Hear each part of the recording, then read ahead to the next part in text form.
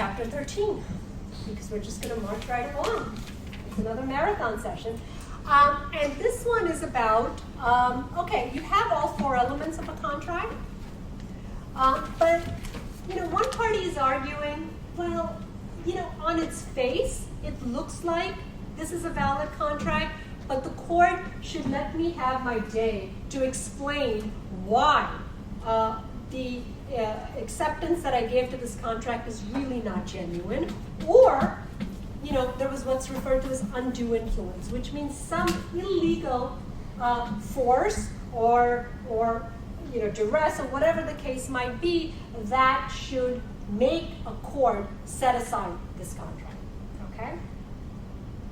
So that's really what it is. I can't stress this enough that a contract is not a law by a government, right? A contract is laws that parties themselves make up. And as long as it is legal and not unconscionable, the courts will enforce it. Your agreement, you come to us and you tell us one party is not living up to their bargain, we will enforce it. But in order for us to do that, the acceptance of that party, the offer by the other party has to be genuine. Otherwise, there was never what we refer to in the law as a meeting of the minds. If there was no meeting of the minds, there was no voluntary agreement, there was never a proper contract to begin with. Okay? So where do we see examples of that? This chapter is all about examples of that. The first instance we might see that in is a mistake. Who hasn't made a mistake, right? There are all kinds of mistakes, but when those mistakes come into a contract, the question is, does the fact that a mistake happened automatically set aside a contract? What do you think the answer is? No. But do certain mistakes set aside a contract? Yes. So as we see in the law, generally no, but in certain cases, yes. So let's talk about different types of mistakes. So yeah, a mistake is when one or both of the parties to a contract have an erroneous belief or a wrong belief about what? About the subject matter of the contract, about the value of the contract, or some other aspect of the contract. I didn't know that's what we were talking about. I didn't know it was worth that much, right? So, some of those things might lead to a contract being canceled, some of it might not be. So the law permits undoing or rescinding of a contract made by mistake in certain cases. It permits it in certain cases, it doesn't permit it in other cases. Let's first talk about what is referred to as a unilateral mistake. Uni meaning what? One-sided. One-sided. Are unilateral mistakes something that the law would allow cancellation for? Answer, depends. On what? Mistake in which only one party is mistaken about a material fact regarding the subject matter of a contract. Right? Material fact. So something that goes to the heart of a contract. But only one party is mistaken by it. So, a contract may not be enforced due to a unilateral mistake when what? One party makes a unilateral mistake of fact and the other party knew that a mistake was made. Okay? So if you know that you're entering into a contract with someone and you know they think one thing, but you know that that's not the case and you say, whatever, it's not my problem. Or, for example, a unilateral mistake occurs because of a clerical or mathematical error that is not the result of gross negligence, and the mistake is so serious that enforcing the contract would be unconscionable. So, for example, someone writes out a contract, we've negotiated it, the purchase price is $130,000, right? Everything is great, except that when, an assistant is typing out the contract, the purchase price turns out to be missing a zero. It's $13,000, right? It was never anyone's understanding. It goes out without someone proofreading it. Is that a valid contract? Well, that is something that would be so unconscionable. Everyone knew, it was totally understood that this was going to be a sale of $130,000. No one in their right mind would sell this piece of land for $13,000. It was an error that simply occurred because of a mathematical mistake or carelessness or whatever the case might be. That type of a mistake is a unilateral mistake that could lead to cancellation. But it would be unconscionable, right? But the example in the book, for example, that talked about a unilateral mistake, someone goes in to buy a car, right? In their mind, they want a car with, my lack of knowledge of cars is going to show, a really strong engine, right? Because, what, a really strong engine drives better? I don't know. I frankly don't know the difference between a V8 or a V6, except I think that the V8 is better and more expensive, right? So, they think they're buying a car with a V8 engine, but they don't necessarily say that to the salesperson. So they've negotiated everything is fabulous. The contract is signed. They're going, they're walking away. A month later, they open up the hood and they're like, it's a V6 engine. That's not what I contracted for. I wanted a V8, right? Now you go back and you see, well, wait a minute. What is the definition of a unilateral mistake? A unilateral mistake is where one party is mistaken about a material fact. Well, to this party, it was a material fact, right? They really know their cars, and they know that a V8 engine is superb. V6, not so much, right? But here's the thing. That is their own mistake. It is not something that the other party knew anything about. It is not unconscionable. It is not the result of some gross mathematical error. Too bad. It is not cancelable. So again, you have to see what the mistake is. Were there unclean hands on the other side? Would it be unconscionable? Otherwise, one party's misunderstanding as to mistake on one side is not going to render a contract to be unenforceable, because otherwise, the law would fall apart. It would just be too cumbersome. So let's now talk about a mutual mistake, right? Mutual meaning both parties are really not on the same page. And here you might argue, well, if that's the case, how could you ever have a meeting of the minds, right? Well, here the law basically says, look, if it's a mutual mistake of a material fact, meaning a mistake made by both parties concerning a material, substantial, significant part of the contract that is important to the subject matter of the contract, that could be very well a contract that should not be enforced, right? And it's very hard to come up with an example of that. I mean, how do you enter into a contract where both sides are really talking about two very, very different things and not knowing it, right? And the example in the book and the example most textbooks give is this old case from the 1800s. So again, think no airplanes, no automobiles, right? Two parties that are in business are essentially entering into a contract to ship goods, right? And it's a shipping company that basically has ships that are named the same. It's called a peerless ship, right? One sails in the fall, for example, one sails in the spring. And by the way, I say that because it takes a while for ships to reach their destination. So, parties enter into a contract where you will take this shipment via peerless from Europe to Asia, right? And the thing is, the carrier thinks they're talking about the spring sale, and the other party thinks that they're talking about the fall sale. So they're like totally talking about different things, right?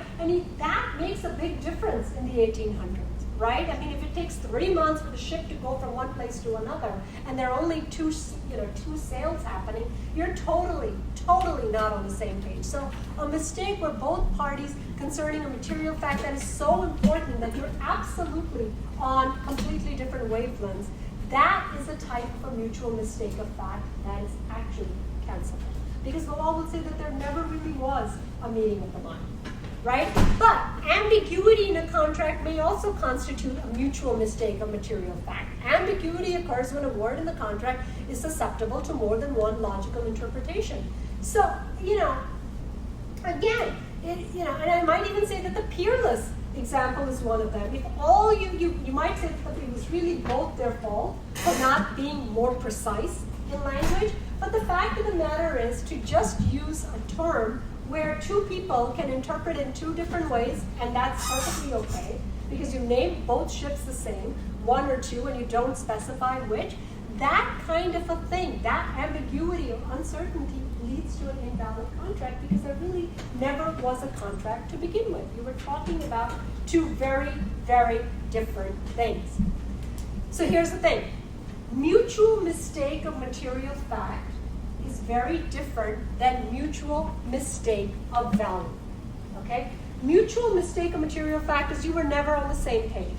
Mutual mistake of value is different. This occurs if both parties know what the object of the contract is, but are mistaken as to its value. I go over and I look at someone's, garage sale and I say, oh, this is a nice painting. They've got a $50 price on it. I said, well, it's pretty. I'll buy it. They're happy to unload their junk to me for $50. I'm happy to have something for $50. I go out and I have this painting appraised just for the fun of it, and it's found out that it's an original blah, blah, blah, and it's actually worth $50,000. Okay? Is that a mutual mistake on both our parts? Absolutely, right? The seller would have never sold that painting for $50 had they known its value, and I obviously had no clue how much it was worth, so I was definitely underpaying. But the law basically says, look, we're not going to get involved with mutual mistakes of value because it is not our business. We're here to step in to correct a wrong, right? So if there is some unconscionable result that might occur as a result of a mistake, we'll go ahead and fix it. But if both parties were mistaken as to value, you thought you were buying things worth this much and I thought I was selling things worth this much and we were both wrong, too bad. Mutual mistakes as to value do not lead to cancellation of a contract. Okay? So if you had to summarize these rules real quickly, you would say unilateral mistakes, depends, right? You go back to the factor, depends. Did the other party know that I was making a mistake? Was it a mathematical error? Would it be unfair? Blah, blah, blah. If not, then no. Mutual mistakes of fact, if it results to a material fact, are cancelable. Mutual mistakes of value are not. Confused? Clear? Awake? All right, let's move on to fraud. Okay, if I entered into a contract and someone took advantage of me, meaning they weren't, on the up and up, they engaged in fraudulent behavior, they misrepresented things, that would be something that should legally allow me to get out of a contract, right? So fraud is a defense to a valid contract. So, we can go on and on about fraud. We won't. I mean, fraud could be intentional, for example, right? Someone could, by the way, that could be criminal too, right? Intentional fraud is a criminal activity. A misrepresentation, when someone is purposely, intentionally saying something that is untrue to try to get me to enter into a contract, right? Fraudulent misrepresentation, trying to, again, basically, defraud me, having me to induce me into entering into a contract by lying to me, right? We'll see examples of this played out in cases and so on. If you can prove that, that is something that is a defense to a contract. But what is fraud? I mean, we can look at the legal definition, but we'll see that it makes perfect sense. The wrongdoer made a false representation of a material fact. I lied. I said this car had 100,000 miles on it, had 200,000 miles on it. That is a false representation of a material fact. With what? With the intent to deceive the innocent party. Why? Because cars with less mileage fetch a higher price than cars with more mileage. The innocent party justifiably relied on that misrepresentation. I believed you, and I looked at the odometer and it read 100,000 miles. How could I know that that had been tampered with, right? And I am injured. And by injury, I don't mean that you were physically injured. I'm economically injured. I paid $10,000 when I should have paid $3,000, right? That is an economic injury that, again, I will argue, led to a contract that should have been cancelable from the start. when does that happen? How does misrepresentation? It happens by words or conduct of the party, right? The other party out and right lied, or by their conduct deceived me, you know. To be actionable as a fraud, the misrepresentation must be of a past or existing material fact, right? It has to be, you can't say, well, I bought a car and, you know, I was promised that everything worked and, you know, I find out that in this used car, I'm not able to program the FM stations or something. You know, that's not a material fact, right? A material fact, the car is supposed to drive. It is a used car. Is that, you know, the fact that, the FM antenna doesn't work well is not going to, in the scheme of things, constitute a material fact, right? The intent to deceive, to prove that a person intended to deceive that party, right? I mean, that's something that would be obvious from the facts and circumstances. You know, if a salesperson makes a representation, one can assume that a reasonable buyer would rely on it, right? I mean, that's just how we know reasonable parties behave.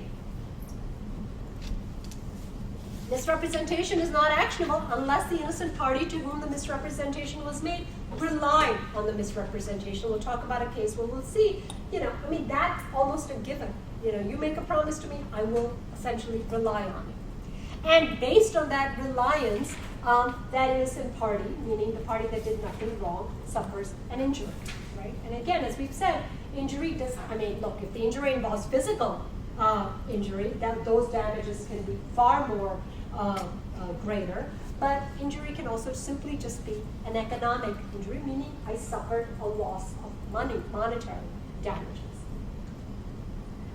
How much damages depends on what it is, what the law refers to as the benefit of the bargain, what went wrong. That's what determines how much in damages. And I think the best way to do that is the case that is coming up. So hold on, and we'll talk about that. I'm not going to talk a lot about the different types of fraud. I mean, this is where we can get so bogged down in the detail. I'm not going to worry about, do you remember what fraud in the inception means or fraud in the inducement means? Meaning, there are the definitions, don't worry about it. You know fraud. Fraud is basically, misrepresenting, lying, and having the other party rely on it. That's fraud. Let's talk about this case. This was the case, it's not the case I was thinking about. This is a case of fraud in the inducement. I'll do this one, and maybe I'll have to ask for someone's help with the other case that we're going to do. This was a simple case that's involved like a Puerto Rican venture. Someone in Puerto Rico wanted to set up, I don't know why we're back to Victoria's Secret, but we are, that's the case, wanted to set up a Victoria's Secret franchise in Puerto Rico, thinking, hey, that's a good business, I'm going to make a lot of money. And they hired a law firm, and they hired another type of a consulting firm, and they paid them big retainers, and they promised them that we can help you set up a Victoria's Secret franchise in Puerto Rico. And it never happened. They paid them thousands of dollars. And you know what the problem was? Victoria's Secret doesn't sell franchises. Those are company-owned stores. They basically defrauded them, right? Simple as that. And the question is the law firm, the consulting firm, liable to this company that wanted to set up the business? Yes, absolutely, right? You have all of the elements. Someone intentionally defrauded, made an untrue statement. The other party relied on it. What was the injury that they suffered?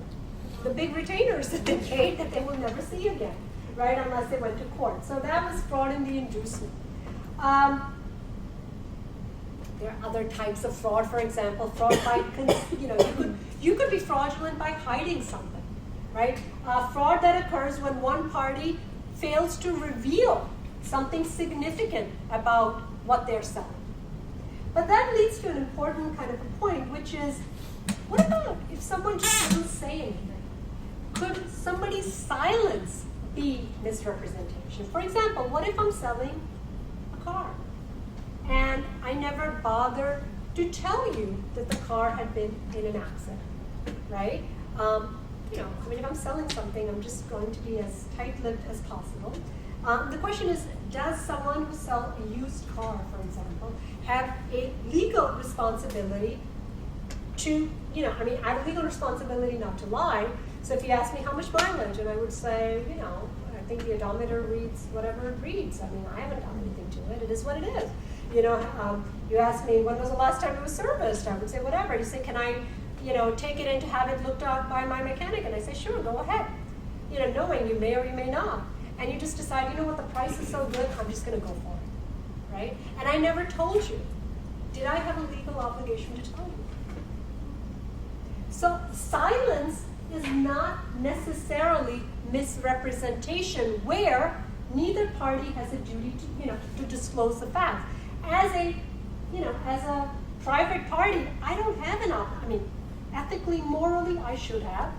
But as a business person, I don't have to, right? You're buying the car as is. Maybe you should have taken it to a mechanic who, the moment they opened up, the hood, would have realized that this is not such a great buy, So again, it depends what the legal relationship of the parties is. So silent is not misrepresentation unless non-disclosure would cause bodily injury or death. That's not going to be the case. The fact of the case matter is that it's just a limit, right? It's not as valuable as cont. There is what is called a fiduciary relationship between the contracting parties. Anytime you see the word fiduciary, think about trust, loyalty, like for example, an attorney-client relationship, a relationship with your accountant, someone else that advises you in a particular. So, unless there is that kind of a relation, even if, for example, in most states, for example, even the state of New Jersey, the law says that, for example, in real estate, there is a fiduciary relationship. If an agent is representing both sides, for example, they have a legal obligation to tell the other side about all of the faults that might lie with a piece of property and so on. So, barring that, silence is not misrepresentation. Or, again, where federal or state law requires disclosure. So you might be in an area that is regulated that requires that you tell consumers. But, again, silence is not misrepresentation for most private parties, but it might be for professional sellers. It might be for the car dealership. It might be for the real estate agent. It might be for someone else that you're doing business with that is a professional advisor of some sort. Right? Misrepresentation of the law. So again, it's the same sort of thing. If one party to the contract is a professional who should know what the law is and intentionally misrepresents it, that is the kind of misrepresentation of the law that will lead to, canceling of a contract. But on the other hand, if two parties enter into a contract and one party is just blowing off steam and saying, I think you can register a car in New Jersey for whatever, and they're misrepresenting that, but they have no authority. They're just selling their car, right? That is different. So when will misrepresentation of the law be grounds for rescinding or canceling a contract? Depends. If the other party has some knowledge, some basis, some actual authority to be reciting those laws. Otherwise, buyer beware, right? So not every type of misrepresentation is going to allow you to cancel the contract.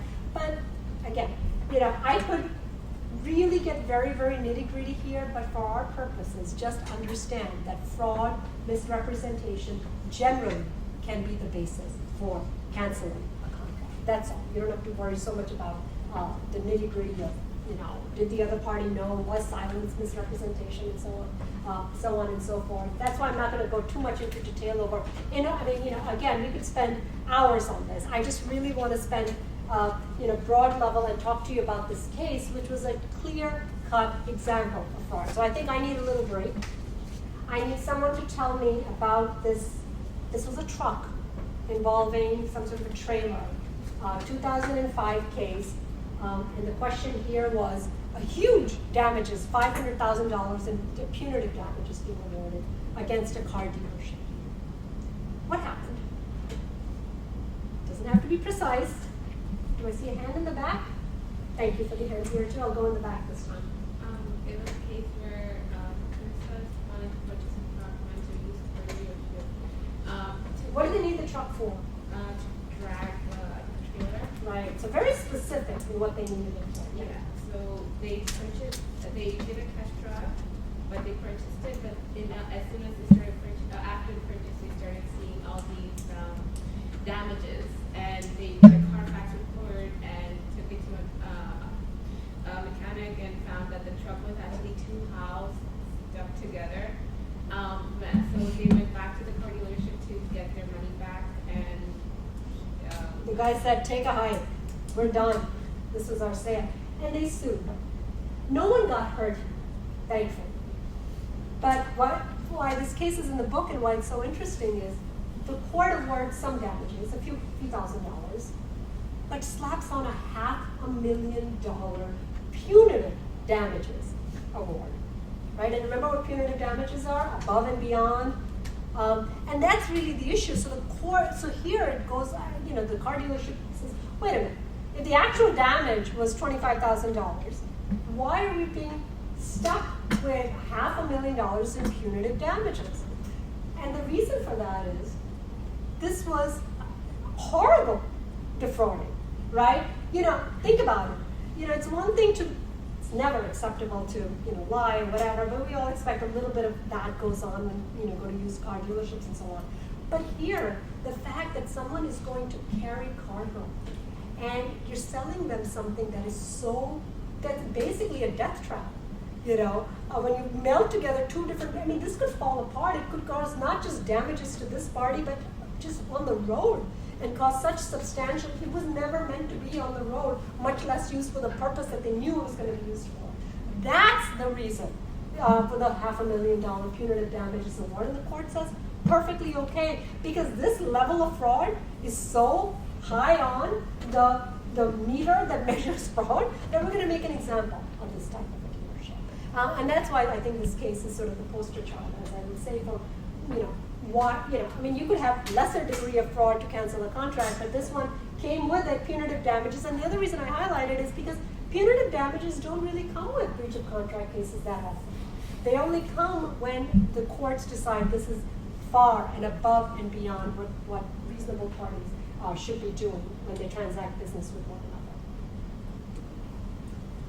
All right, we're almost to the end, and you might be wondering, why are we doing 2 full chapters? We are, because we have one little chapter to go and then the review, so there's a method to my madness. We want to get to the end of this chapter before we take a break. So let's talk quickly about duress. What is duress? Well, duress is basically putting force on someone to do something to enter into a contract. And by the way, force doesn't just have to be physical threatening of force, it could be economic force as well, giving the other side no choice but to enter into a contract. So this is a situation, for example, the victim of the duress signs a contract under duress, meaning under, if you don't sign this, I hold a gun to your head. Well, that's obvious, right? That's, if you can prove that, oh my God, this is not a valid signature, this was something that was done, under physical harm to me, that's clear. But duress can also occur where a threat does not involve physical harm. So let me give you a quick example of that. Let's say 2 parties are doing business with one another, right? And under that, it's the holiday season coming up, right? It's October. And, we enter into a contract where you're going to provide certain goods to me right before the holiday, big sale happens in December. And, based on that, I'm going to make a lot of, I'm relying on that to make a lot of profit, right? So time comes around, it's December 15th, the day of delivery, and you basically say that, I'm not going to provide delivery unless you give me, 50% more than the purchase price. Well, my God, if I don't get delivery by that time, I will never, ever be able to even break even for the year. I'm just making up an example. I have no choice. I have no choice to negotiate. I have no choice to take you to court. I have nothing of the sort. Okay, fine, whatever. I pay it, just to kind of get the delivery in the door, and I turn around and I sue you, for breaching the contract, for being unconscionable and all of those other things. That is an example of economic duress. When you give the other side no choice under a contract but to perform. right? I have no choice but to do what you're saying, because otherwise I'd have to let go of my employees, I'd have to go out of business. I mean, I need that delivery because I've got ready customers to whom I'm supposed to provide this stuff before the holiday season, whatever, right? So the point here is that the courts will recognize economic duress or economic force in addition to sort of holding a gun to someone's head and making them sign a contract. All right, what is undue influence, right? Look at the word undue, right? It's not just influencing someone to do something, but it's unduly influencing someone, improperly influencing someone. So what that means is one party takes advantage of another party. Maybe it's their emotional weakness, their physical weakness, their mental weakness. And by the way, when I say mental weakness, I don't mean that the other party is mentally incompetent, right? Because that would be avoidable contract. What I mean is that they're in a fragile mental state, for example, right? So taking advantage of the party, unduly persuading that person to enter into a contract. And in a way that basically, one could say, deprives them of their free will, right? Because without free will, it's not a voluntary contract, right? Again, this is a defense. This is someone who has entered into a contract, is later arguing this contract is unenforceable because I, or the party that I'm suing on behalf of, did not have free will. They were unduly influenced by another party. And in order to show that, again, you have to show some sort of a confidential relationship between the parties. Because the law basically says, look, if this was an arm's length transaction, meaning I don't know you, you don't know me, we enter into a contract, I mean, how could you say that this was undue influence? But the fact that there might have been a relationship between the parties. For example, this sort of thing comes up with caregivers, right? You've got, again, someone fragile, someone who's ill, someone who may be somewhat elderly, have a caregiver that comes in and takes care of them, makes their meals for them, assists them with their daily activities and so on. They're hired to do that. One might argue that that individual has some sort of a hold over that person, right? And let's say as a result, they enter into a contract where, and this happens a lot of times, where they agree to sell them something at below market price, right? And the person is not mentally incompetent to the level of being, unable to appreciate what they're doing, but they might argue, well, wait a minute, I agreed to sell you something that had a market value of $50,000 for $30,000. I may have misgivings about that. More importantly, my family later on might say, hey, my dad or my sister or my so on was taken advantage of by this individual. Again, looks like a contract that meets all four elements, but the onus is on the party that is arguing undue influence, whether it's that individual themselves or their family members, saying, look, this party took advantage of my dad, my family member, and so on, by basically using this fiduciary confidential relationship to their benefit and actually negotiating something that my loved one would never have done under normal circumstances, right? So again, that is a defense to a valid contract, but it has to be proven. And that really comes down to facts and circumstances.